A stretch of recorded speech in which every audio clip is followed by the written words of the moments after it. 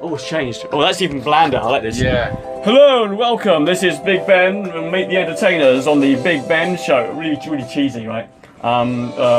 Today we're talking to Gary Jackson.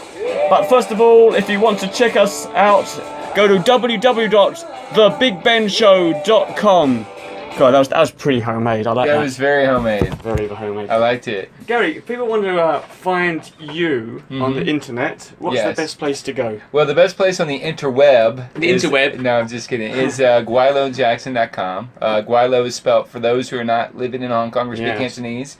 Because there's always a distinction. Sometimes people say I'm misspelling it, but it's GWEILO Jackson.com. There you go. That's how we can find out about you. And you're a bit like me. You're kind of all over the internet. You've done podcasts. You've got your own podcasts. Yep. But around nerd stuff, I do technology stuff, prediction, software, that kind of thing. And you've done lots of things. You've been a writer, comedian, public speaker, podcaster, DJ. A long time ago. Yeah, years ago. I worked in radio for about 5 years. Amazing. We're going to get into all of that. Sure. And also, I'm particularly interested in the entertainers who've actually done some professional work. And really, especially if someone's made the leap to doing it full time. That's what really interests me, and I want to talk about people who've taken the plunge. Scariest. Is that you?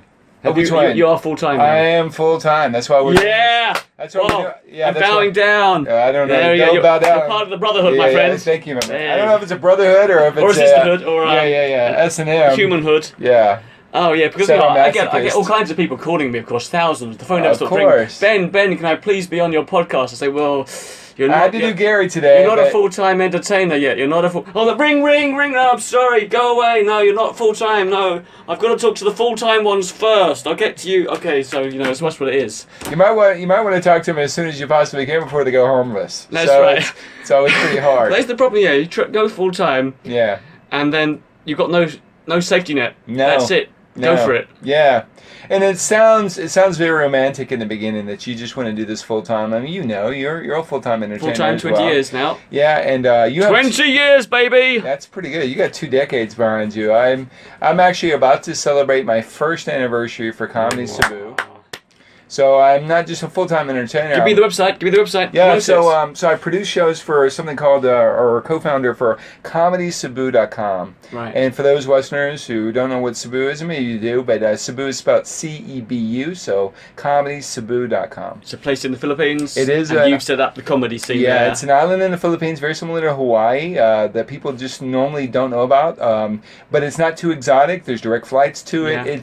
It was just an untapped market. And you have set up your own club there? We have some affiliations. We do have a full-time open mic location, but it's not a full-time place. I'm first trying to pay for my own rent before I pay for rent for something else. But that's our goal. Now this is at the start of the podcast, because you know how people are. They'll listen to 10 minutes and then they'll switch off. They're done. So let's get this. They might already be switched off now. So now they've already got my website. They've got both your websites. Yep. They know what your business is, so they can check you out. Sure. So now all those boring listeners can just switch off, and let's get into the stuff that I really like to hear about. The dirt. Okay, so lots of tips for you. Okay. There we are. Life story. Okay, let's talk about you. Wow, life story. Where you're from? Alabama. No, originally I was born in California. And I was adopted and went to a third world state, which was Alabama. I grew up in Alabama. And that's where I grew up most of my formative years. Happy adoptive family? Good stuff? I was adopted by my uncle and aunt. And they're my parents. I don't know any other but my parents. And actually, in fact, I mean, they're still my parents. I'm just like them. And so that's why we butt heads. Because so you're adopted by your uncle and aunt? I'm adopted by my... So do you know your birth mother and birth My birth mother's biologically my birth mother's is my aunt now. Okay. And she's my real father is not part of the family. No, got it. Yeah, but I know where he lives too. Actually, he just added me up on LinkedIn and asked for a recommendation. So that was kind of strange. I also know you're although you're all over the internet. Yeah. I was googling you. There's not much about you personally. Are you quite a private person? Are you happy question. to talk about? No, I'm actually very. I was incredibly public up until 2010. Right. I was documenting my life for about 10 years on a website. It was called, I don't want to give another domain name, but it's soulparking.com. So soul parking, like parking your soul. Oh, soul. Like your Parking. soul. Got Like it. soulparking.com. And it was very private, but I was very revealing. Actually, it got really popular. And sometimes people were kind of injecting their lives into mine so I could just write about them. All right. So that was weird. But then I had a kind of a relationship breakdown, and that I really wanted it to go forward, and I felt that the soul parking site contributed to the breakdown, and so I kind of abandoned the site. Okay, so then you became more private. And that's why after it's 2016 almost now, yes, right? that's why you can't find so much you can't find personal the internet they're archived. Not so obvious to Yeah, find. that's right. So you're happily adopted by your uncle and aunt who are your father and your mother. That was yes. Any brothers and sisters? Biologically, I have a half brother, three half brothers. Right. Yeah. So I have one on my mother's side, which is my aunt, and then I have two on my. It's very confusing, by the way. And then I have two on my biological father's side. If you can draw a family tree, send it in. That's why I always say. A prize. That's why I always say I'm from Alabama, because my mom and dad are brother and sister, and technically they are. So yeah. What kind of a kid were you when you were? Very ADD, very rambunctious. My mom used to have to give me Sudafed and whiskey to calm me down because that was at young ages. So you were buzzing? I was always buzzing. Super busy. Always asking questions. What were you into? Toy-wise, of course, it was Star Wars. I think Star Wars. You're about the same age as me, are you? I think I'm 40, almost 42. Oh, you're younger than me. I'm 44. Okay, so but you were Star Wars was around when we were kids. Oh, of course. Yeah. And actually, Star Wars was basically it's coming out again. It's coming out again, and it's always been a timeline for me, because if you watch the original Star Wars, he was also adopted by his uncle and aunt. Yeah. And so I remember I went to see it about the time I realized I was adopted, and so that was very revealing. Then I met my biological father when Empire Strikes Back came out, and that's when he found out that Darth Vader was his, right? So it was and then, just trying to come to terms with being adopted was about the time Return of the Jedi came out.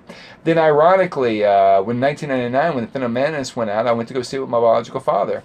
And two things I realized. First of all, having that relationship sucked, and Phantom Menace sucked. So I went to see it with my dad as well because I saw it with my dad when I was in 1977. Yeah, when I was a tiny kid. Yeah. And then when it came out in 1999, I thought, well, I'll just go with my dad. Yeah, I have to. And we watched up. We got up until about the that funny kind of race on those buggies podcast. Around the pod. Thing. I mean the pod racing. The pod racing. Yeah. And up to then it was pretty cool, but then after then it started to drag. I mean, the only thing I liked was I'm sorry to go off on the Star Wars thing, but Star Wars is a huge part of my life. Yeah, it's a great thing. Superman. And then just seeing the Darth Maul part was pretty good. The lightsaber duel. That's basically the movie. And being with my dad, for me, it was great. It took me back to 1977. Yeah. Me and my dad. So you're going to do this with your daughter? You're going to take your daughter to go see it? I should do, yeah. You have to. Yeah. This is one of those experiences where you have to experience with your family.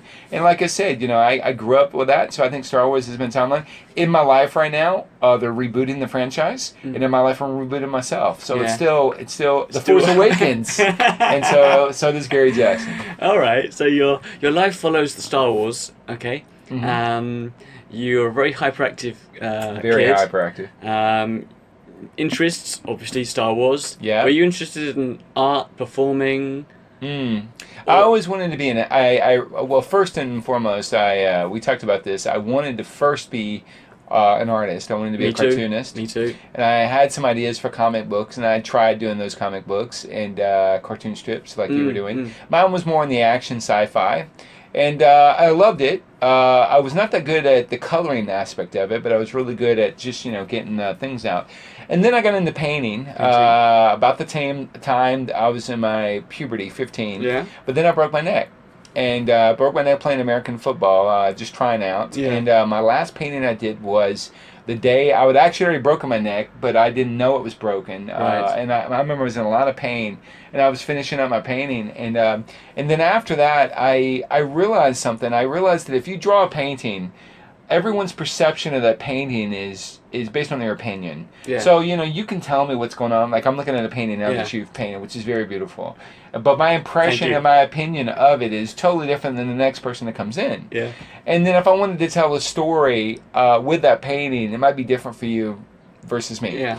But then I realized if I start writing stories, I could get my point across a lot faster. And if I wrote that it was a beautiful woman to you and it was a beautiful woman to me, whatever that perception is. So then I started writing, and I wanted to really be a writer. That was I was writing a lot. I was very prolific. I was writing nonstop. This is what, 17, 18, 19? No, it was right about the time I broke my neck the first time, 13. I started writing a lot of short stories. Unfortunately, at that time, my parents were not really supportive of that because they didn't think there was a lot of money in it. And they also weren't avid readers. So no one would read my stuff, and so I was kind of sitting on myself. So are you an abnormality in your family to follow an artistic path? I think I've heard that my biological mother was also a writer, but she never pursued it. So they say she was also a very, very, very good writer. But, I don't think anyone in my family was on a Gunda. I do have a very, very famous, and I wouldn't say semi-famous, semi-professional painter in the family. So I was always... Who's that? I have an aunt. Don't worry. I have an aunt. And then I had a great aunt before her. Aunt Betty was the one that I knew, and then there was a great aunt before her, the Aunt Edna. So it ran in the family. Okay, there are some genes there then.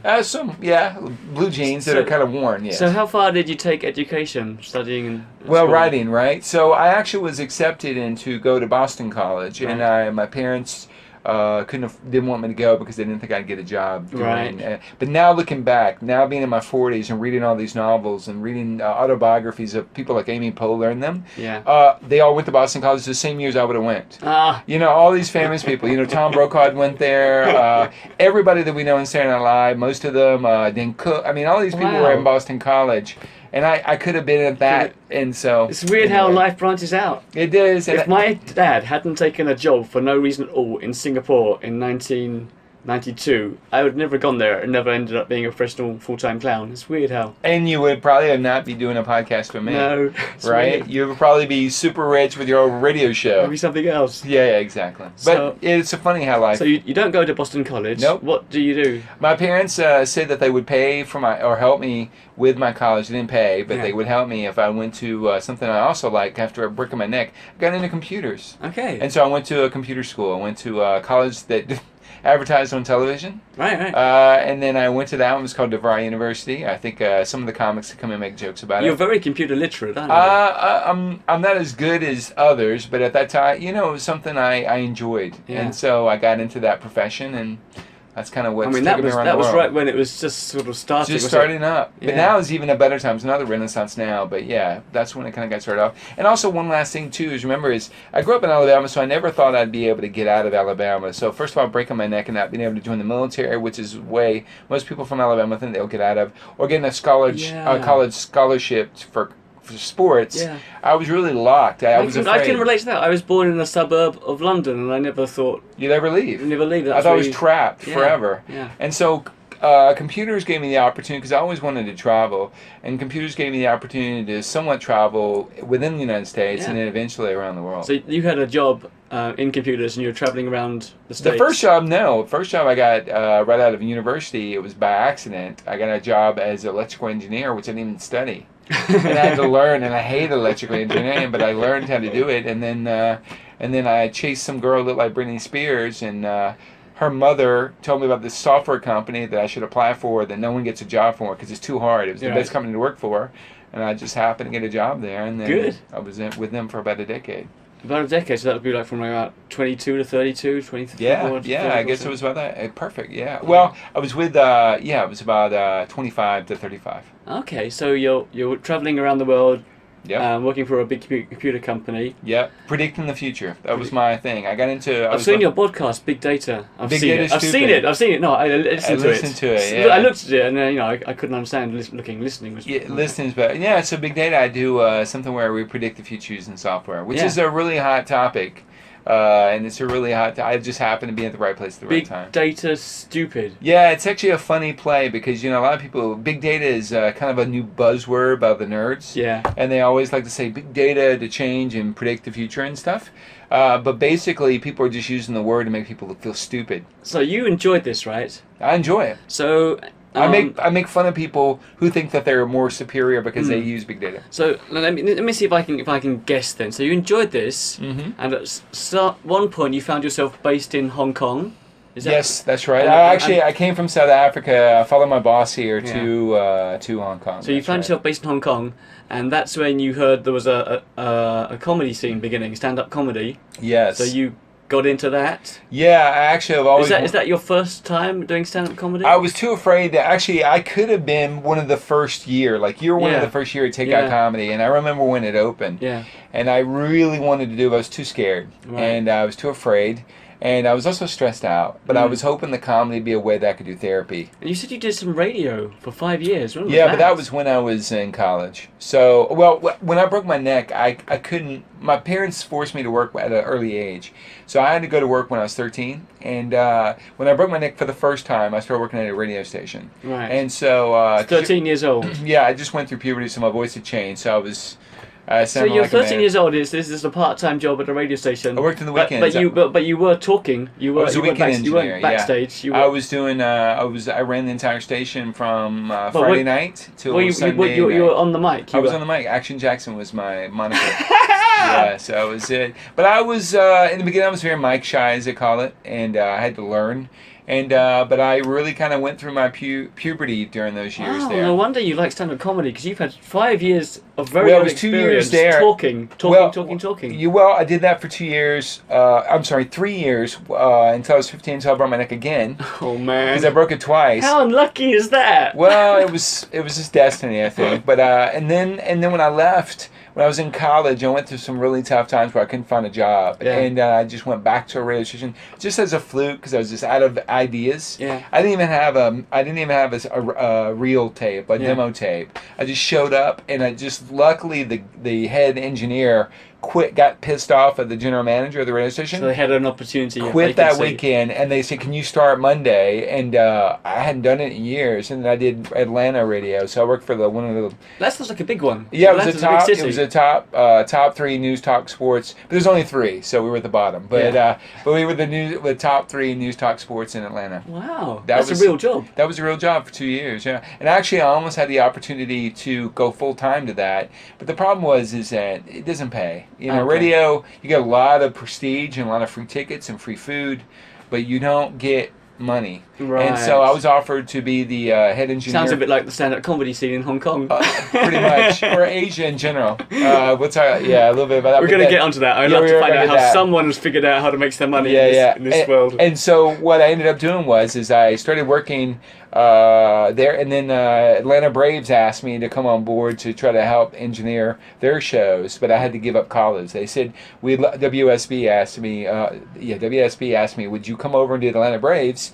And I said, but you need to quit college. And I told them no, because I just said, I need to get this college degree. Yes. And then that's what, And then after college, you went for the computer job, which you enjoyed. And then I never looked back. And then you're in Hong Kong, and you're thinking about joining the stand-up comedy scene that's beginning in Hong Kong, and eventually you do. Well, I didn't do it here first. I was too afraid. I went to North Carolina. I had some business meetings, and there was Charlie Goodnight's. It's a very famous comedy club. It's actually one of the only ones in North Carolina. Let's see if I get it right. Charlie Goodnight's. Charlie Goodnight's Comedy Bar. It's in Raleigh, North Carolina, and I had to go apply for an open mic. You can't just get open mic there. You actually have to apply.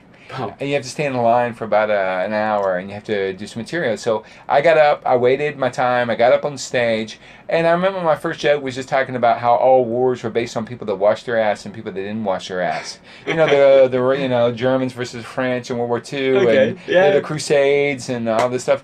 And for some reason it happened. That's pretty good for a first joke. Well, it was okay, but it did get me through. Yeah. And the guy that listened to me thought it was funny.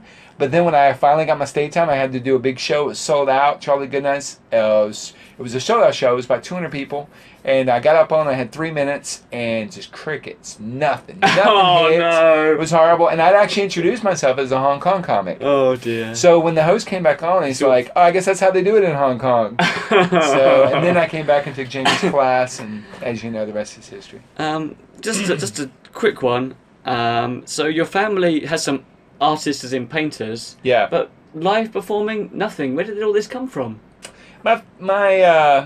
Because you're on the radio at an early age. Yeah. You want to do stand-up comedy. Where did this come from? Is it just you? My father was always well known in the town. Like a lot of people, my dad was an insurance salesman for years. My dad ran the grocery store. Right. So he knew everyone in the city, and he was always kind of a entertainer. Oh, and so I think that's where it came from. So would you say your influences are your my dad? My father was very much an influencer. I mean, I still think he is, and some of my humor type. We still laugh at the same things. Me too. And also, too, remember this when I was a little kid, even to this day, when I go back to visit my family, if I watch a movie on television, I look to my father to see if he's laughing before I laugh. Yeah. You know, because you want that approval to say, I'm with you on this one. But and he's still one of the funniest men. He's also got his impatience and temper. Okay, that makes sense. I can see where I thought it was just a total aberration, but I can see you've got some influences. And we also had a lot of aunts who was outspoken and stuff. So they had a large family. I was just the only child. So anyway, it was one of those things. Still to come up, we will get on to the turning full time. But are there any, at this early stage, any turning points? Is seeing that Jamie Gong had opened up the comedy club the Takeout comedy club in Hong Kong, was that a turning point? Actually, a divorce was the turning point. Divorce? I was. you were married? I was married for 4 years, no children. I married one of the funniest women I think I've ever had the privilege of meeting. She was. I met her in Atlanta, Georgia, before I started moving abroad, and she was so funny. She was Greek, Cuban, Chinese. Wow. Which is a great combination, crazy combination, but just super funny. She made me laugh all the time. Yeah. And when I met her, I really seriously knew she should have been a stand-up. Yeah. And I kept influencing her and trying to push her to be a stand-up when we were in love and during our marriage when it was happy. And then when it got sad, I would push her and it became a fighting point. Right. And then finally near the end, before we got divorced, she was like, you know what? You do stand-up because you would suck, so I'm not going to do it, or something to that effect. She was like, Were you based I'll do stand-up if you'll do it. I lived in North Carolina at that time. You were based in the States at that point? At this time, but I never tried stand-up. Right. And then she says, I'll do it when you do it. You've done a lot. You're only 42? 42. Wow. And so so she was really my first influence, and I wanted to, years and years passed, but I always wanted to have that gift that she already had naturally. She never did anything with. And so that was probably a turning point that I put the seed in. Okay. So you're in Hong Kong. Describe the market for stand-up comedy and entertainers here. Shortest answer, please. Do you ever think it will become a viable full-time career in Asia, or is it already a viable full-time career? That's a great question. I would say I'm first going to talk about the Hong Kong market, and then we'll kind of break it out across Asia. Yeah. Hong Kong. First of all, Hong Kong has had its ups and downs for stand-up comedy. We've had some fracturing, right? We've had some groups break up. We've also had, back in the day, you remember there was the British comics Punchline that was come in. They do monthly or quarterly shows, and then they get out. So there is money to be made for certain demographics and audiences. And so with Jamie coming over and trying to do a Chinese... He used English as a platform, but he wanted to eventually go into the Chinese Cantonese market. Right. But because of the cultural clash of being able to just be point of view and being honest and transparent with your screw-ups, doesn't really translate well until Vivek came along. Yes. And Vivek doesn't really talk about screw-ups. He just talks about... Vivek Mahbubani. Yeah, Vivek Mahbubani. He talks about translation of his perspective on things. So he was able to do very, very well with it. When the fracturing happened, when you have Comedyhk, which are also a great group of comics as well, and then you have us on the Takeout comedy side, that was actually, during the time it felt like your parents were divorcing. And as a comic, we all had to choose sides. Who do you love more? Or, do you love this person, you don't love this person? That was hard. Or you had to be very, like I do, you had to be very nice to everybody. Yeah, so be very political, and I think things have matured a lot since then, and now actually it's just made us better because we have more places to go and do things. Yeah. But from a money perspective, it's hard. There's the same group of comics. There's probably about 100. There's a lot of us now. Yes, 100, for I guess. A small island. There's about 100 of us on a couple of those islands doing the rotation pretty much. We've got about, 10 technically 20 million people we could try to do it to, with the English population being, 1 million, 2 million, right? Yeah. 1 million, let's say 1 million. So we're basically have been cycling through, and it is hard. First of all, it's really hard to make money. You can do corporate events and stuff, but sometimes that doesn't translate well when you're making fun of government or cultural. Yeah. But what I will say about it's beautiful about the Hong Kong market is, on every night, whether it's Comedyhk or Takeout Comedy, once you go into a room, the diversity in a crowd is unlike any place on the planet that I've ever seen. Yeah. Because if you do a show in Tokyo, if you do a show in Malaysia, let's do Tokyo first. It's mostly an expat crowd. Right. There'll be a couple of Japanese people, but they won't really come to the show, except for those westernized Japanese or those people living in America or Canada. When you go to Malaysia, those are really mostly Malaysian audience from Malaysian comics. They get American cultural influences, but it's that demographic. Right. But in Hong Kong, you'll get a Malaysian with a Japanese, with a Thai, with a Australian, everything. People from California all the way down to Atlanta. Which is why Sean Hebert wrote an interesting article last week. You should have to check it out. I know, someone's told me about that. Because of course we're going to do lots of racial-based humour, because the audience is just full of so many different races. Yeah. And it's an easy thing. Well, it's obvious. Nothing's easy in it. But we have an audience that is just so wide-ranging in races. So, of course, there's lots of stuff to talk about. Yeah, there's so much to talk about. And what I've also found out in Asia, especially in places like Malaysia, Singapore, racism is funny. Singapore, I've been to the comedy Masala there. Yeah. Very race-based and hilarious. The crowd loves it. But if you take that into a certain context, so for example, I do a lot of shows in the Philippines because obviously I do comedy Cebu. I can't take Filipino racism jokes back to Cebu because it doesn't work. Obviously, it's offensive, but it just doesn't work. Like, for example, there's one comedian, I won't say any names, he works out of the Singapore circuit.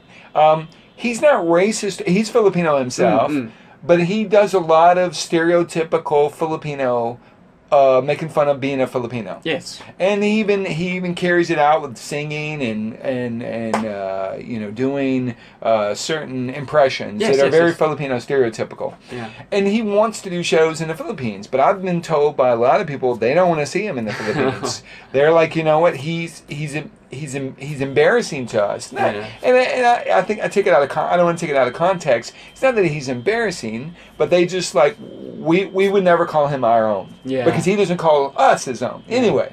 So those are the times we have to worry about. So when you look at the market, especially for Hong Kong, the diversity here is amazing, which also makes for very difficult sometimes to make money.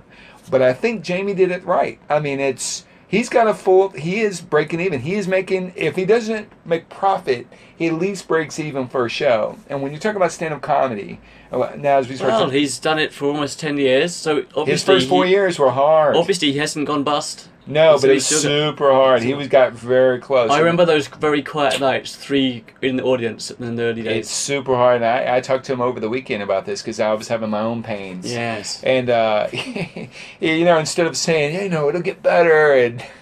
do this. He said, get another job so you can support yourself. I'm like, Jim, why didn't you tell me this? He's like, well, I try to keep it a secret. You know what I mean? It's hard. Yeah. And so he's made it, but it's to a lot. And he's made it not by being a stand-up comedian. He is a stand-up comedian, but he's made it by setting up a club.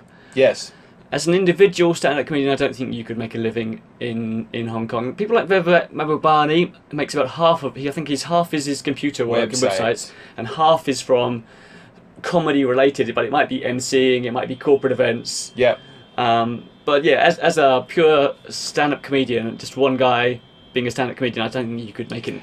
Not in Hong Kong. So let's talk about the Philippines. Okay. The Comedy Manila guys are making a fortune. Okay, wow, this is it. Okay, so...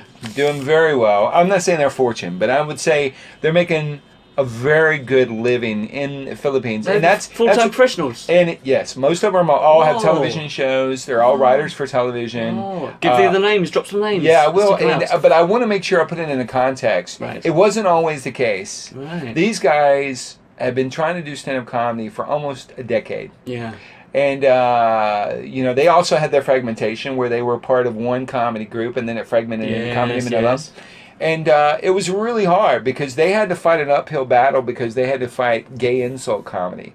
Gay insult comedy is very prevalent in the Philippines, or was. Okay. It was the de facto standard. And basically what it is men dressing up in drag or gay, which I'm not against. And they just basically, you know, do like a little bit of an improv of certain current situations. This is, I understand, and there's a very, very popular, well-respected, and very talented guy in Singapore called Kumar. Yep.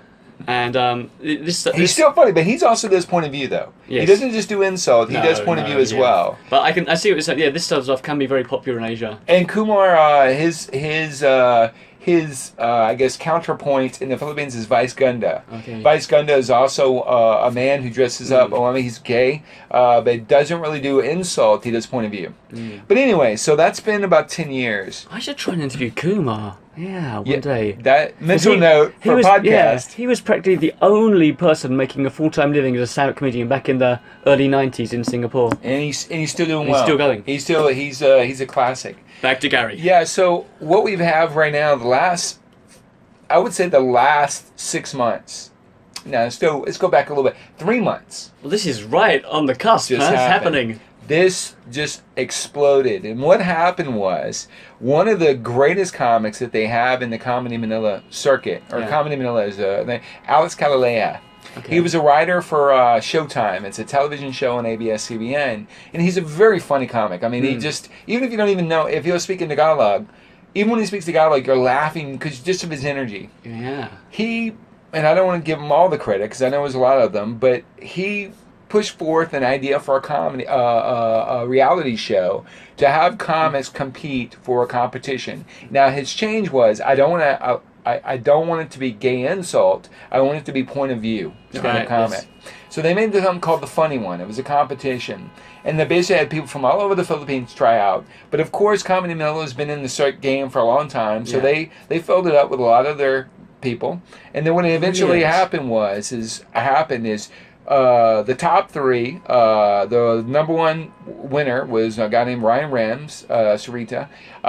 The second runner-up was someone from Cebu called the Crazy Duo. They're more slapsticky. Yeah. And then the third one was point of view called PharmNonongBallinan. I always say it wrong. I'll try and check out all these names and put them in the description later. And they really exploded. So this is how big it got. When he won the competition, Ryan Rems, and it was a very intense competition. Yeah.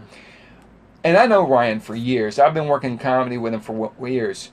He went from being nobody. Remember, 6 months ago, I brought him to Cebu, and nobody knew who he was. We went anywhere. We had drinks. We were having food. And even people that served him 6 months ago, now that he's coming back, they're like, I want to meet Ryan Rems. I'm like, what are you talking about? He was just here 6 months ago. Now he can't even walk into a mall. He has to have security. He has to have bodyguards. This is the right time for this podcast. This is great. So he actually has just exploded the circuit. Here's how vast, how his reach has gone. I was on a tropical island getaway in Bantayan, which is a virgin island out in the middle of nowhere. There was only 5 workers there that just kind of maintained the island. Yeah. They were doing Ryan Rems jokes. Oh, that's incredible. And they'd only seen him on TV. I was in a Jollibee just ordering food, and I heard some kids doing Ryan Rems jokes. Wow. And his tagline was, he kind of got it from Ric Flair, but it's kind of part of his joke, rock and roll to the world. Yeah. And you can just hear kids and T-shirts, and I got a book at home. He wrote So how come it's exploded in Manila, but it's never exploded in Hong Kong or...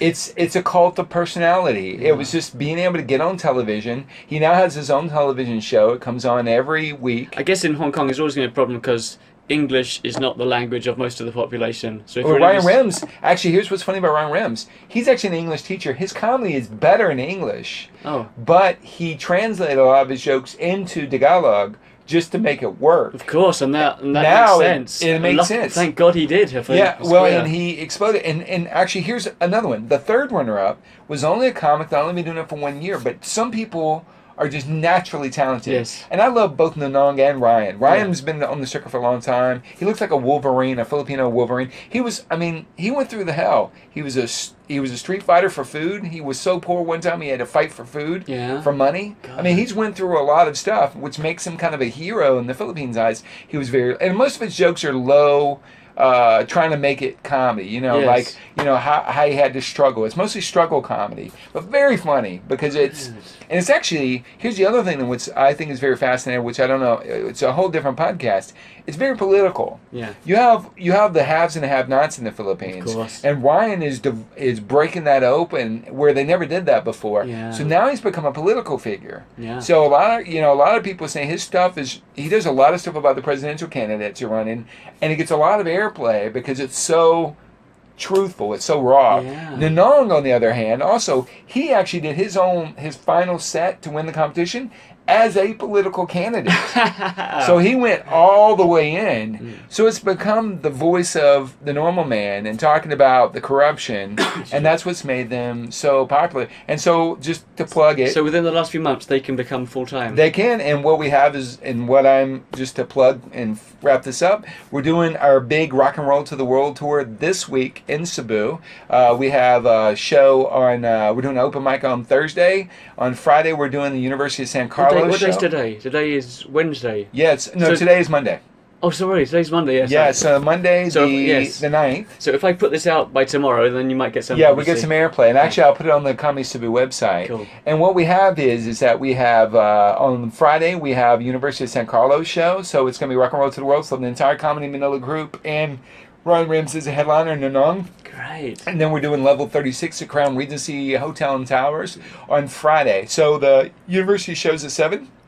Only for students, and then we're doing it for the public on Saturday at 9 p.m. Yay! Please promote yourself. I will. ComedyCebu.com. There you go. Or on the Facebook page, Comedy Cebu. Oh, that's amazing. Okay, and let's talk about you. Yes. You have decided to move to Cebu and be a comedy. What do you call yourself? A comedy promoter? A comedy? I say that if you're not a funny organizer? comedian, you become a producer. But you are funny.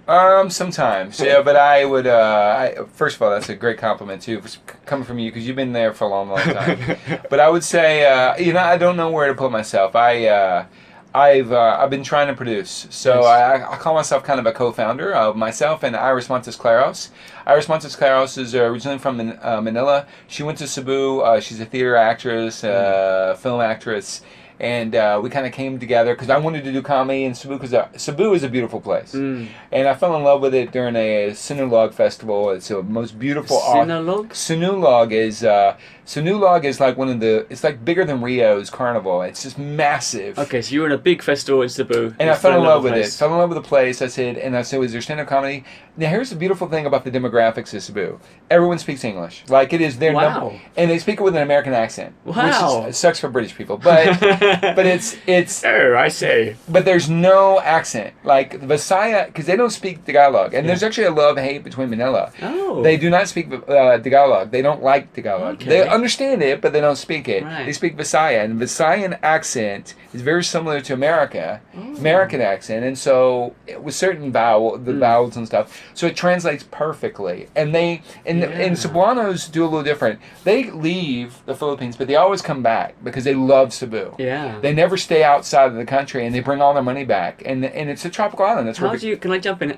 I always find it quite interesting. The people I meet, entertainers, are often expats. You're an expatriate in Cebu. How do you get a permit? How do you get to stay there? That's great. So I'm actually an employee of Iris Montesclaros. So Iris Montesclaros has the sole proprietorship for Comedy Cebu. Yeah. So she runs the company, and basically, if I do a good job, which I normally don't, but if I get a performance fee, and then that goes into my corporation that's here in Hong Kong. Yeah, that's the way to do it. That's the only way you could do it. Because also her father worked for BIR, which is the tax authority, so we had to do it right. Yeah, in Singapore, you had to get a Singaporean to be your business manager. Yeah. And then you could be hired as a foreign employee. Yes. In Hong Kong, luckily, the year I arrived in Hong Kong, they changed the law so that if your wife or if your spouse has a job, you can work. You don't need a work permit. So that was lucky for me. My wife got a job as a lawyer in Hong Kong, and I was allowed to set up my own business. Just perfect timing for me. Well, but there was another reason too, is Comedy Cebu is for Cebu. I mean, the last time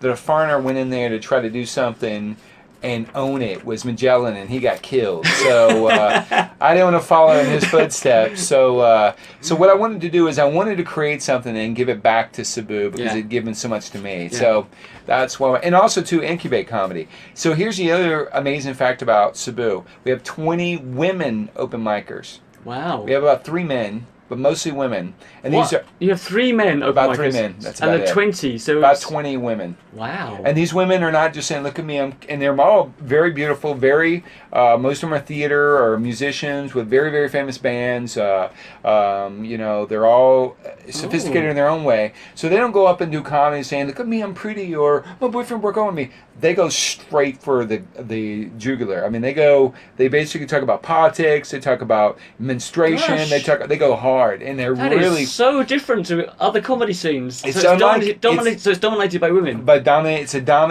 a women-dominated comedy profession, which is unheard of. And actually, that's why I've been able to draw in so many good, famous comics. We've had Dwayne volunteered to come in, Dwayne Perkins. Dwayne Perkins, on the website, yeah. Yeah, Sam McCool. We had some comics come over because they hear, wow, you got a bunch of, first of all, they're like, oh, really hot women? Okay, I'd like to see. But they're also comics? Yeah. Like, we had Camille Solari show up in Cebu just because she was on a vacation, found out about Comedy Cebu, called me up and said, can I do some shows?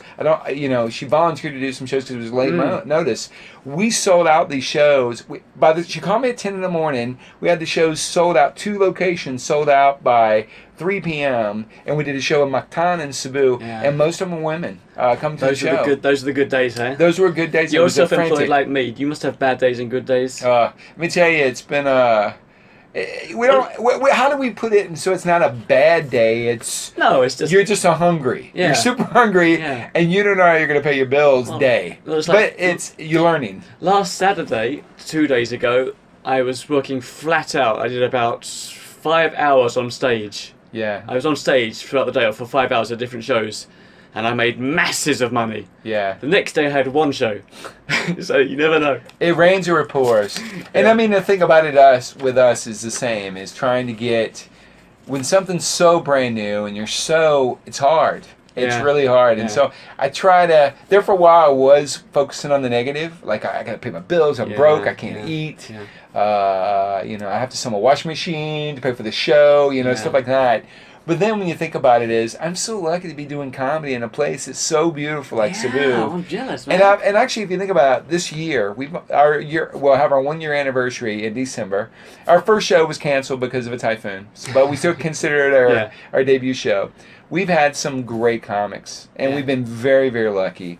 We hope we can survive for 1 more year, but we're trying. Yeah, go for it. This is the big answer time, I think. Sure. And I think it's worth talking about this for a while. Sure. So let's talk about setting up your own comedy business. We've sort of talked roughly about it. Yeah. But let's just go through, I guess, stage by stage. If someone wants to set up their own business, set up their own. Maybe there's someone listening somewhere on this planet where there isn't a comedy scene. Yeah. Like Chiu in Cebu. Yeah. What have you learnt so far? And it's ongoing. I mean, it's still just something you're trying, aren't you? Yeah. And even Jamie Gong in Hong Kong after 10 years, he's had bad years and good years. Yeah. He still pushes through. It's hard. Yeah. So let's if there's someone listening who wants to know your experience and if you can give any tips. Know your audience. That's the number one thing. You have to know. Is there an audience that will come to your shows? But how do you know that before you set up the club? That's the catch-22. Well, here's what you don't want. And I'll be very honest. A lot of people create comedy scenes, and I've seen a lot of this in Thailand and some of those, because they only cater to the expat crowd. Right. And I'm not against that, but it really narrows your customers. Client base. And also the people they talk to, they bring people more like themselves. And so you're never going to cater to the local crowd. And there's a massive local crowd. It's 90% local. So the second thing is, the second thing I always say is, make it a sacrifice for the local. What I mean by that is, I know the Comedy Cebu will not be mine forever. I have to give it back to local. Right. And we're incubating a couple of people that are I'm not really mentoring, but we're working together. That Comedy Cebu will be theirs. And they're locals, they're very Cebuano, they love the comedy scene, and they want to run this thing. Yeah. So if you find And especially if you're not from that country. If you're from that country, it's perfect. Yeah. Like, for example, look at Minha from Vietnam. Okay. She created a beautiful scene, spoke both in Vietnamese and English. She made a beautiful scene, and she created it. And she could run it because it was half her, right? Because she lived in the States, but then she was able to... And now she lives in Singapore, but she still has that Vietnam comedy scene that's hers. Yeah. Me being an expat, I have to be aware that my humor sometimes might not translate. For example, I can't even talk about tourist things because a lot of the people that I'm doing my shows to haven't been out of the country. They don't want to go out of the country. They love where they live. Yeah. Or they can't afford to go out of the country. Yeah, yeah. So know your audience. Make sure it's not all expat focused is what I'm saying. Yes. Also be willing to give it locally. A lot of people get mad about that. This happened in India. Not to bring up names, but there was a beautiful comedy club that was owned by foreigners in Mumbai. Probably people can infer where I'm talking about. But then the locals took it over. And the expat guy got really pissed. Why did you do this? But you know what? It's going to happen. It's their scene. They filled it up with their comics. And also, if you're spending so much money bringing expats over to perform, the local scene was funnier. Yeah. Because they know the ins and outs. They know the local stuff. And in the comics, it would take about 15 minutes. You could have one comic do an hour set in less than a year because... they were already naturally funny, and they knew the nuances. Wow. And then the last thing I would say is, especially for a comic wanting to open up a show, and I'll be very honest, it's really hard because I've lost touch with doing comedy to produce. You haven't got the time to get on stage anymore. It's not so much yes and no. When you're a comic, every day you're trying to write new jokes down, and you're always focused on a new joke. Yeah. When you're producing, I'm begging sponsors to give a little money to pay for this, or will you give me free transportation? Will you feed the comics? This is why I've never really progressed super far as a comedian, because most of my time is spent trying to figure out stuff for birthday party shows, which is what pays my rent. I understand what you're talking about. Yeah, and that third thing is find a sponsor. So sometimes you lose the comedy to find the sponsor. That's the third step. And what I've been very lucky with is I was lucky in Cebu to find really awesome sponsorships. Not so much to pay, which is unfortunate. This is something I don't know about because I don't need sponsorship for my work. My work is hired. I'm hired by a client to do a show. Right. Jami gets sponsors all the time. You've got sponsors. How do you do that? Is it networking and it's chatting? knocking on doors. Have you literally done that? You've gone to a big business and just said, by the way, I'm starting up a club. I've cold called. I've showed up. He's got a kind of a sad face on. Is it hard work? It's hard. Sometimes, it's a lot of. This last show, we talked to everybody from Birkenstock down to San Miguel to Cebu Pacific, and you just get a lot of doors slammed in your face. Yeah. Now, there's a lot of people that want you to come and do shows there for free. Yes. And we've been lucky. We've had some bartering where basically, for example, some great sponsors, I'll mention their names, Movenpick. Movenpick Hotels and Resorts was really good to us for the first 6 months, and they still are good to us.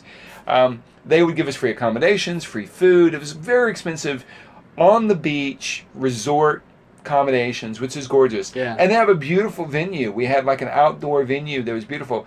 But from a comedy perspective, I had to be very honest. It was great for photos and videos.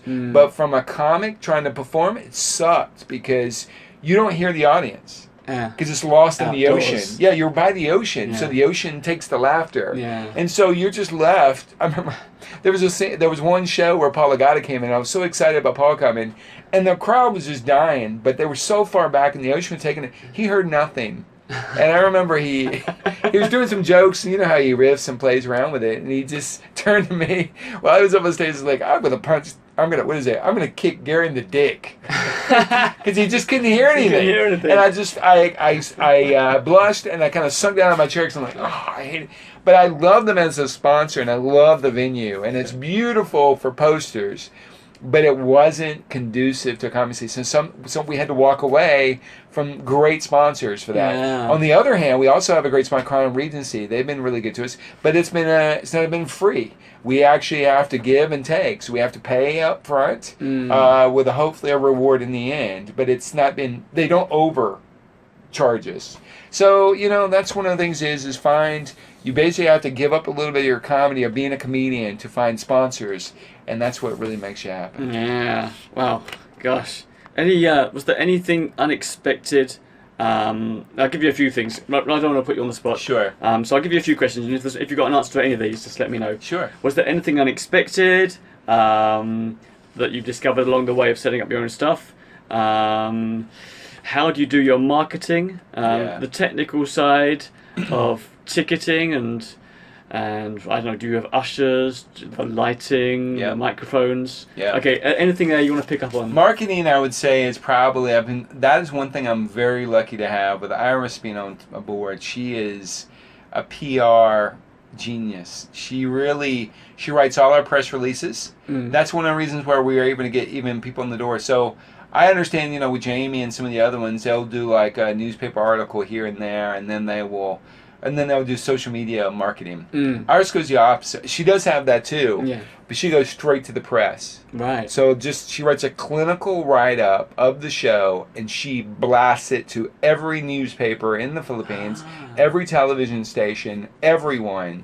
And she writes it like it's a news article, and she gets it. And she also did this. She gets it on the. Oh, media. We're always published. We're even published in the printed newspaper. Wow. Which is pretty phenomenal.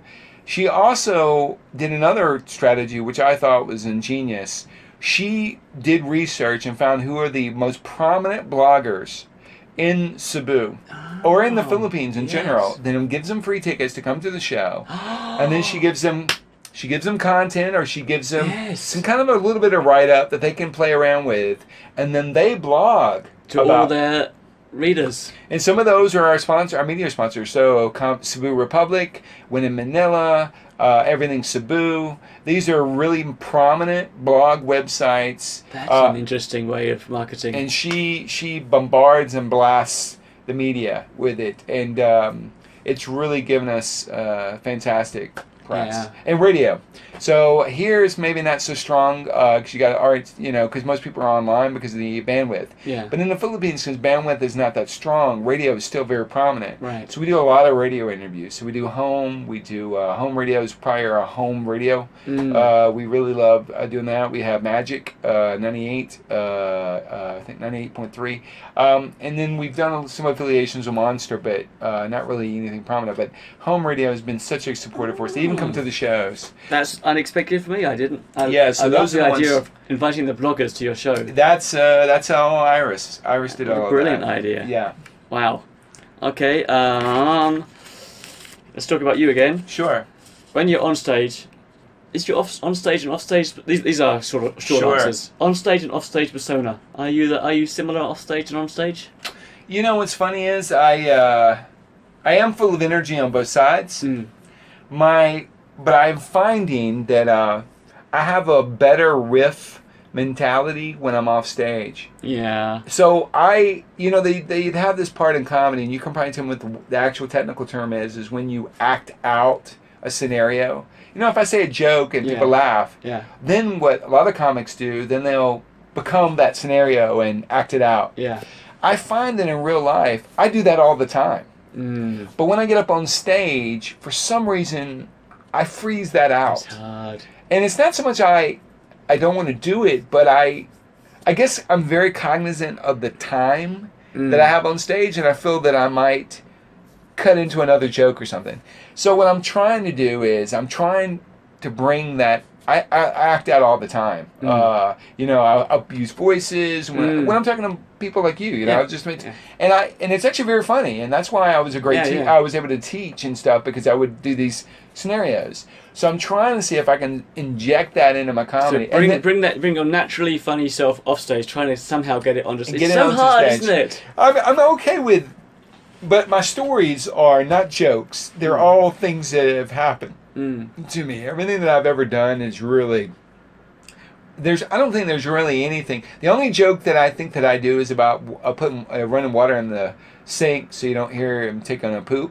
That's actually me, not my girlfriend. So that's the early joke where I've kind of flipped. Well, I've done that a few times. Yeah, I always do it. These houses are so small, the walls are so thin. I'm actually super scared of anyone hearing me fart or anything because my dad was a big farter and I hate that farting. Basically, what we're saying is we're embarrassed to make embarrassing noises in the bathroom, so we turn the taps on so no one can hear. Sink. Yeah. So, but for the most part, I'm trying to be as one thing. Okay, next step, my future step is I have a lot of demons I'd like to deal with. Like I have anger issues sometimes. I think we all do. But certain people, I have certain, I don't know how to save money, those kind of things. Mm-hmm. I would like to bring my demons out to make them funny. Yeah. And so that's why I'm trying slowly to work on my relationship issues. I don't ever, one thing that I do want to make sure that I do as a comic though, I never want to tear a couple apart in my audience. I want couples, I don't know if I do it now, I don't think so, but I want couples to get closer when they walk out of the theater. Because I made some joke that makes them talk together and they get closer. That's eventually my ultimate goal, is to bring people together. Because, I mean, I've done comedy in Pakistan, I've done it in Brazil, I've done it in South Africa, I've done it in America, in Australia. And one of the things I found is that comedy, regardless if you're Muslim, Catholic, Jewish, it brings people together. Yeah. And they laugh together. And if I could do that by making fun of myself or having to apathize with me, I think that I've won.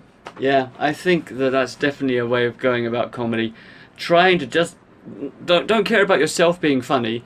Trying to create the whole atmosphere in the room just to be happy and joyous and to be warmth in the room. And I think you and I do it. You and I are very similar in one way too. Is sometimes I don't really care if I hit a joke. Yeah. I care that I give off this energy that brings them in. Yeah. And some people say it's me copping out, but I don't. I feel that I don't even care if they laugh. They're like, oh, I'm glad I'm not him. Yeah, I'm okay with that. Yeah, I know what you're saying. Comedy is a bit hard because if you're not funny, you're not a good comedian. You're not saying words that make them laugh. But at the same time, like you're cheating. But if you make people happy, that's not a bad thing, man. I think you're still winning. Yeah, or if they just say, at least I'm not him, I'm happy with myself, you're like, okay, then I would. So that's how I feel. Here we go for more of the random short answers. Sure. Here we go. I've never done a short answer, by the way. Not easy to do, huh? Yeah, it's hard. Are you happy to improvise? I think you are a bit. I try. I would say that I'm not as gifted as people like Ryan or Sean was back in the day. There's some very gifted, very, very gifted. So I remember you turning up at the Takeout comedy open mic on a Tuesdays, and you used to come in at the last minute and you go on last. And you'd be improvising, and you'd go boom, boom, boom, and it'd be hilarious. I would try, and then I would forget what I'd said, and it would be funny on stage. And then it'd be hard to repeat that on a paying show on a Saturday. It's sometimes hard, but there's gifted people that I look up to that I wish I could improv like them. Paul Ogata is probably one of the... and I'm not just saying Paul because we love Paul, because everyone... He's kind of an established person, but I was lucky enough to do shows with him in Tokyo. Yeah. And that was one gift, I think, that I was able to give him. I promised him a Tokyo... I owed him. I screwed up at one of his shows a long time ago. Right. Tell me the story. I'd love to know. Well, unless you don't want to. No. It's not a bad. I was years ago. I reached out to the Fringe Festival. This is before everyone did Fringe. Yeah. And I reached out to the Fringe Festival and I told them about our comedy scene here in Hong Kong, and I asked if we could get a spot for Fringe, and I was doing it for Jami. And I thought that what we could do is have a group of us is take our comedy people to go to Fringe in Edinburgh and perform together. But I was very, what would you say? I wasn't a strong comic at that time, so so Jami ultimately decided, no, I don't think we should send comics there, but Paul could go, and so Paul got nominated to go, and then I had Chris Musni, if you know Chris. Chris was dating a flight attendant, and he got a jump seat, and I kind of shoehorned him into getting on that Edinburgh show. Because he'd never done that before, and so he did. So anyway, they went to the show, and the thing about Fringe that they never tell you is there's the first 2 weeks in the I just must emphasise, he's talking about the Fringe Festival in Edinburgh, not the Fringe Club in Hong Kong. No, not the Fringe Club, Just want to make sure that our listeners... because if you had to fly... Big difference! Because if you had to fly to the Fringe Club in Hong Kong, where the hell would you know it? Yeah, it'd be strange. Maybe it's a minibus, and they call it a... But anyway, so he actually, when they showed up, there's 2 weeks before there's 2 weeks... The first 2 weeks in Fringe and the last 2 weeks in Fringe. And most people focus their comedy shows for the first 2 weeks because that's where it gets the most press. That's where it gets all... Edinburgh is booming at that time. Right. The last 2 weeks are when people are petering off and they go off. Paul got the last 2 weeks. And he had some really low turnout shows. And then, there was some... some of the comedy wasn't... the blend of him and music didn't go so well. Anyway, not because of music's fault, it just didn't work.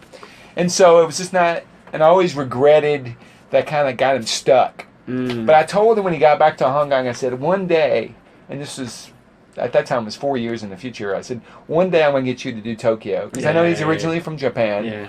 And so, by hook or crook, we made this year, I think it was April, we got a Tokyo show for Paul. It was the first point of view English stand-up comedy show in Tokyo with an international guest or international performing comic. Wow. So they'd never done that before. Never. You think of Ruben Paul Ruben Paul too, but Russell Peters and all these big names, Dave Chappelle. They've done little shows around there, but they've never been like a professionally put out their show. Right. Maybe they did some improv stuff. We actually put out a real show, and we found a venue for it, which is also very hard to get in Japan. And he destroyed it. We actually were lucky to have, we had Tokyo Comedy Store. They had 2 comics come in. Then Garron Chiu just happened to be there. So he opened, destroyed. Oh, brilliant. He set up Paul, and then I didn't perform because I was producing. I better interview Garron Chiu. He's an interesting young guy. Yeah, he was really good. And he, and then it was just a great show. And so Paul got to do, we got accosted by the Yakuza.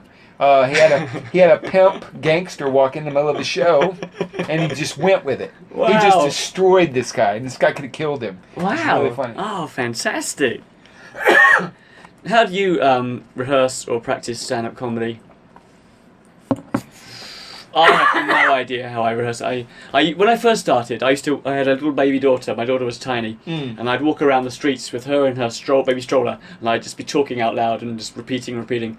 And that worked for about a year, and then I lost that, and I've tried all kinds of techniques for rehearsing, but none of them really work. So I was doing the exact same thing for years. I've done the Takeout comedy competition every year. Yeah. And always never made it to finals. Made it once though, like me. Yeah. And we actually, I know we came together. But the year that I got to finals, I learned a new technique. And Iris Montesclaros, who is co-founder with Comedy Cebu, she's a theater actress. Right. And she gave me 3 new techniques that I just blew my mind on how to do things. Oh, here we go. So one of the techniques that she told me to do, which I still work to this day, is take a bouncy ball, and bounce it against the wall while you do your comedy. Oh. So do your set while you're just bouncing the wall, and for some reason it becomes automatic how you do your comedy. Yeah. So you won't be thrown off by others. It'll be locked in your subconscious, in your I unconscious. think it's subconscious. It's one of those things where you do your subconscious. The other thing she told me too, there's a word for it. There's a phrase they call it, and she'll probably listen to this podcast and email me right away. But do your comedy in backwards. Backwards. So, for example, do your set list backwards, then go forwards, and then go backwards. Just go in random, but not random. Just make sure you have your set list. If you have a set list, do it, and then go backwards and do it, and then just do it. Oh, you mean one night do it forwards, and one night do it... No, in the show, just while you're walking around with the shoulder. Oh, okay. Just go backwards with your set, go forwards with your set. Oh, yeah. And it was really... I've done that learning lines when I've been a real actor. Exactly. These are just theater, actor... techniques that you just do. There was a third one that she gave me, and I'm pretty sure, obviously I must not use it a lot because I can't remember how to do it anymore, but it was one of those ones that I tried, and I made it to the finals, which I was very lucky. I mean, we both were. I just felt that, to me, well, I like to think that we are brilliant comedians, but maybe our style of comedy is not naturally suited to the comedy competition format. Well, I think he said very big no. No, but I would say... There's better comedians than us, that's why. No, but I would think it's not about the comedy. Can I have some water? Yes, of course. It's not about the comedy per se being funny. It's about being comfortable in your own skin. Yeah. And then it's also making others feel comfortable with your skin. And so when I realized doing the techniques... you can have a really crappy joke, but lay it out on stage. People will still give you points. Yes. But if one of the problems that I have is sometimes I get so excited when I'm on stage. Oh, this is why I should be talking to you, Mike. I'm giving a hug. I have the same thing, and after 10 years, I'm probably sorry to jump in. That's all right. But this is me right now. After about 10 years of doing comedy, I think I've taken the manic persona as far as can go. And it's good because if I jump on stage and I'm high energy and I'm manic and I put a condom on my head and I blow it up, it means I never really have a bad night. No. But quite often I never really have a fantastic night. Because you hit your ceiling. Yeah, and also if you go on at high tempo, high energy, you can't take it anywhere else. The only way is down. You can't. So I'm thinking I'm gonna stop shuffling my feet, I'm gonna stand still. There's kind of the rules that I learned when I used to be an actor in drama and in secondary school. You know, you cut all the extra actions out. You don't move your feet. You don't move at all, and it may feel totally unnatural, but actually it looks better on stage. But so this brings back the next thing but that's not Ben. No. And like an example, I am a hand guy. Yeah. That's who I am. So be authentic to yourself. But like right now, this is Ben. This is funny. This is me. Yeah. Yeah, this is you, and you still got energy. Yeah. You're not Big Ben. I'm not jumping around though. Yeah. Exactly. I can still present my energy. Yeah. So if you can put this on stage, you're killer. And like for me, I learned when I was bouncing the ball and trying to do that, and when I did that last comedy, I didn't do this year's because I was in Cebu, but when I did last year's, I did really well. But I think for the most part, I was as authentic as I could get. Yeah. And I think that's what's changed mine. I think that's a really good answer. A really good answer. Don't know if you got this one. Sure. Greatest strengths and weaknesses. I'll give you a few questions to talk about. Sure. Your future in Cebu.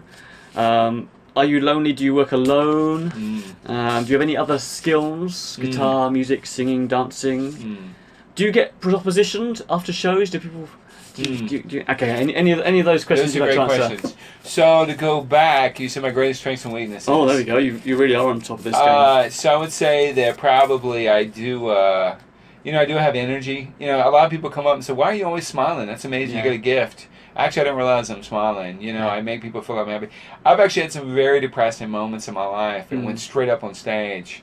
And days I've lost my job or someone passed away. And I think you had some situations like that too one time. Yeah, me too, yeah. Yeah, and people just don't know. And then that's a strength. But I think my biggest weakness is beats. I need to focus on bringing a beat to a performance. Yeah. Because, the pause is just as powerful as the word. And I think that's probably my weaknesses. I think you've also got to have the confidence to give the audience a chance to laugh. And don't just, for me, this is me. It's not even that. Yeah. Something I learned from Gus Tate when he came over to Cebu is I think he's changed now. He said don't tell people now because it changed. But back in the day, he relished in the failure of his joke. Yeah. Like he would do a joke that would be so meta. Yeah. And he would just lay it out there, and it would just sink and just die so quickly, and he enjoyed it. But it made it funny because the audience, he didn't care about it, but the audience knew it was a joke, so they would go with it, and then he could take it another place. So when I saw him in Cebu, and some of the stuff was pretty intellectual, and some of the crowd was diverse, he would just relish in the sinking of his joke and just wait for the beat. That was very impressive. Yeah, and he has you can tell that he has the confidence. He believes in his material. Yeah. And as long as you believe in it, even if it flops, the audience kind of, as long as if your material flops and you look embarrassed, that's it. You're out. You're out. But if your material flops, but you still seem really confident in it, the audience is going to go, "Oh well, if this guy's great, then I'm the idiot." Yeah, I'm not going up there. Yeah. They actually say I'm the idiot. They'll give you a bit of a pass for a few minutes. So that's one of the things and I think one of the things that I learned from Ryan Hynek over this weekend on Saturday. He told me a really funny because it was something I was doing again. In my real life, I'm actually funny, sometimes funnier than in my stage. And I was doing something that he just thought was he thought was funny. And it's actually something I do all the time. I do this thing where I go, and scene. I do that a lot. And Ryan was telling me, why don't you put that into your act? Because if you do a joke that just bombs, just sit in it. Like you're sitting on the toilet while you don't have to poop, but you don't have to fart either. You're just sitting there. Just sit. And when it's the most uncomfortable, then you go, and scene. Yeah, I don't want to emphasize this too much, saying this is what Gus Tate does, because it's only a tiny aspect of his brilliant stuff. But yeah, if you can just occasionally when your great joke flops, just and scene it. We're gonna just gonna love it. We're gonna try it. I got a host tonight for the Bar 109 tonight, so I'm gonna see what it goes. But it's one of those. I might go along there tonight. Yeah, please. I'll be there. I'm actually gonna head to Bar 109 is part of the comedy scene in Hong Kong. It's an open mic on a Mondays. Your Comedyhk. That's one of the most notorious ones because that's where Dave Chappelle came. You know, Dave Chappelle was there. That's where Dave Chappelle performed that time. The secret show that he performed. That was years ago. I didn't know. It was at Bar 109. Dave Chappelle performed at Bar 109. You didn't know that? I did not know that. That was a big coup d'etat or whatever, you know, on the comedy scene. But it's such a tiny place. Exactly. Wow. So it was one of those a hole in the walls. There's some couple other things you brought up on some of the questions. Have you ever been approached after a show? Yeah. You know, when I first started this, I wanted to just hook up all the time. I think that's what we do. But as I've gotten older, I have business people. I was already married. I never wanted to hook up. I'm loyal to my wife. Don't put words in my mouth, Gary Jackson. Yeah, but one of the things is now as I do comedy over a period of time, now I have business penis. You know, when I'm up there, you know, flaccid, because when you get really creative, you know, maybe unless you're drawing a naked woman or painting it, then you get turned on. But I've got mostly business penis when I'm up on stage. So I'm not really looking to, I mean, it'd be great, but... You'd rather make a great business contact than a great female... no, actually it's not even business contact. I just hope that someone remembers something I said and it just makes them laugh. So it's one of those... There was another question you brought. How do you see your future? Oh, future. Cebu. Or future in general. Well, in general, but in Cebu. Let's talk about Cebu first. It's been a hell of a year. It's been huge highs and really huge lows.